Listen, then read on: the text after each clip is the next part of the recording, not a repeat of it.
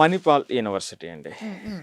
MIT. హ్మ్. దీని NIRF ranking వచ్చేటప్పటికి ఏమవుతుందంటే 56. ఓకే.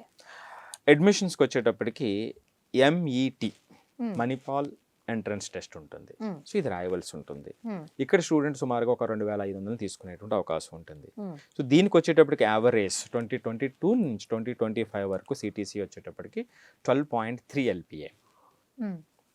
రైట్. సో ఇక్కడ మరి ఇక్కడ ఉన్నటువంటి పాజిటివ్ పాయింట్స్ ఏమిటంటే best campus, okay. Life style in India. హ్మ్. సో ఆ క్యాంపస్ డిఫరెంట్గా ఉంటుంది. హ్మ్. High quality technical student labs ఉంటాయి ఇక్కడ, హ్మ్. హ్మ్. రైట్. సో అది దీనికి ఉన్నటువంటి పాజిటివ్ పాయింట్స్. హ్మ్. ఇక నెగిటివ్కి వచ్చేటప్పటికి హై కాస్ట్ ఆఫ్ లివింగ్. హ్మ్. సో ఫీ అనేటువంటి చాలా ఎక్కువ. హ్మ్. అంతేకాకుండా హాస్టల్స్ అది కూడా డివైడ్ అయిపోతాయి. ఇప్పుడు ఈ ప్రైవేట్ హాస్టల్స్ అన్ని కూడా డివైడ్ అయిపోతుంటాయండి. అవును. దారుణం. అది మరి మంచి అనుకోవాలా చెడ్డ అనుకోవాలా? హ్మ్. ఆర్డినరీ హాస్టల్, హ్మ్. Deluxe hostel. అవును. సో ఇలాగా ఒక్కొక్క దానికి ఒక్కొక్క కాస్ట్ ఉంటుంది. హ్మ్. అది అంతే. దాని మీద మనం ఎంత తక్కువ మాట్లాడుకుంటే అంత మంచిది. అంతే. ఓకే. సో ఇది నెగిటివ్ పాయింట్ అండి. హ్మ్. హ్మ్. మ్? దీనికి మనకి ఎగ్జామ్ డేట్ డెడ్ లైన్. ఆ సోషల్ డిస్ట్రాక్షన్స్ కొన్ని ఎక్కువ ఉంటాయి ఇక్కడ. ఓకే. ఓకే. కొంచెం అదొకటి జాగ్రత్తగా చూసుకోవాల్సినటువంటి అవకాశం ఉంటుంది, ఓకే. హ్మ్. రైట్. సో మరి దీనికి డెడ్ లైన్ చూసేటప్పటికి ఏమవుతుందంటే నవంబర్ 2025 నుంచి మార్చ్ 2026 వరకు అప్లికేషన్ ఓపెన్ ఉంది. హ్మ్. Phase 1 dead line March 15th. హ్మ్. నెక్స్ట్ ఎగ్జామ్ డేట్కి వచ్చేటప్పటికి ఏప్రిల్ మే మధ్యలో ఎగ్జామ్స్ ఉంటాయి. హ్మ్.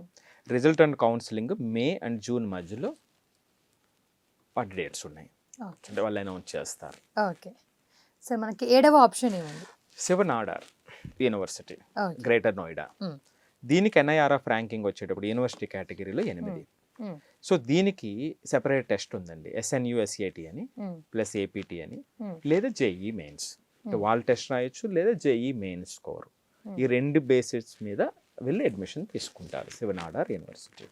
సో దీనికి 600 మంది వరకు తీసుకునే అవకాశం ఉంటుంది. హ్మ్. దీని సిటీసీ వచ్చేటప్పటికి యావరేజ్గా 9.8 ఎల్పిఏ ఉంది. ఓకే. నెక్స్ట్ ఇక్కడ ఏమిటంటే ఇక్కడ ఉన్నటువంటి ఒక డిఫరెంట్ ఫీల్ ఏమిటంటే ఒక లిబరల్ ఆర్ట్స్ అప్రోచ్ ఉంది. హ్మ్. అంటే for example computer science engineer ఉన్నారు, మామూలుగా జనరల్గా కంప్యూటర్ సైన్స్ ఇవన్నీ ఉంటాయి కదా. హ్మ్. మ్యూజిక్తో కంప్యూటర్ సైన్స్ నేర్చుకునే అవకాశం ఉంది. హ్మ్. అవును. అంటే ఏదైనా ఒక ఆర్ట్స్ కోర్స్ కూడా అక్కడ ఆ లిబరల్గా చూజ్ చేసుకునేటువంటి అవకాశం ఉంటుంది. హ్మ్. అలాగే స్టూడెంట్ టీచర్ రేషియో చాలా తక్కువ ఉంటుంది. హ్మ్.